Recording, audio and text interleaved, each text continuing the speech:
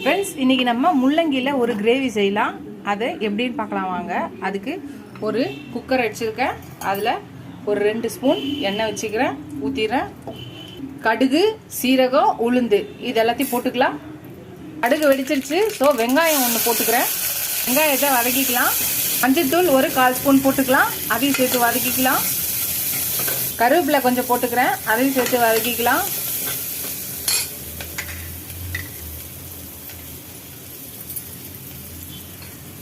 தக்காளி ஒன்று போட்டுக்கிறேன். இப்போ அதையும் சேர்த்து வதக்கிக்கலாம். இதுக்கு தேவையான அளவு உப்பு அதை போட்டுக்கிறேன்.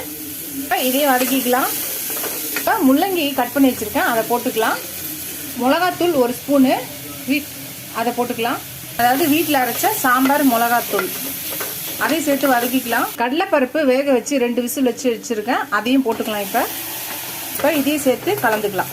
இப்போ இதுக்கு ஒரு பேஸ்ட் அரைச்சி ஊற்றுறதுக்கு கிரேவிக்கு. இப்போ அதுக்கு ஒரு மிக்சி ஜாரில் ஒரு தேங்காய், ஒரு 1/4 மூடி தேங்காய், ஒரு 2 டேபிள் ஸ்பூன் உடச்ச கடலை, பட்டை ஒரு சின்ன துண்டு போட்டிருக்கேன், சோம்பு 1 ஸ்பூன் போட்டுக்கிறேன், கசகசா 1 ஸ்பூன் போட்டுக்கிறேன். இப்போ இதை நல்லா பேஸ்ட் மாதிரி அரைச்சி எடுத்துகிட்டு வந்துடலாம். அரைச்சாச்சு. இப்போ இதை இந்த இதில் ஊற்றிடலாம். இப்போ இதை கலந்துக்கலாம். கலந்துட்டு குக்கர் மூடி விசில் போட்டு கரெக்டாக 2 விசில் இது பண்ணி ப்ரெஷர் அடங்கணும்னு ஓப்பன் பண்ணால் நம்மளோட முள்ளங்கி கிரேவி ரெடி ஆகிடும். பார்க்கலாம். அவ்வளோதான், நம்மளோட முள்ளங்கி கிரேவி ரெடி ஆயிடுச்சு. 2 விசில் எடுத்து ஆஃப் பண்ணியாச்சு. விசில் அடங்கின பிறகு இந்த மாதிரி கொத்தமல்லி போட்டு இது பண்ணால் நம்ம சர்வ் பண்ண வேண்டியதாக பரிமாறிக்கலாம். நம்மளோட முள்ளங்கி கிரேவி ரெடி ஆயிடுச்சு. நீங்களும் ட்ரை பண்ணி பாருங்கள். ட்ரை பண்ணி பார்த்துட்டு எப்படி இருக்குன்னு சொல்லுங்கள். நம்ம முள்ளங்கி வச்சு சாம்பார் வச்சுருக்கோம், பொரியல் பண்ணியிருக்கோம். ஃபஸ்ட் டைம் இந்த மாதிரி கிரேவி மாதிரி ட்ரை பண்ணி பாருங்கள்.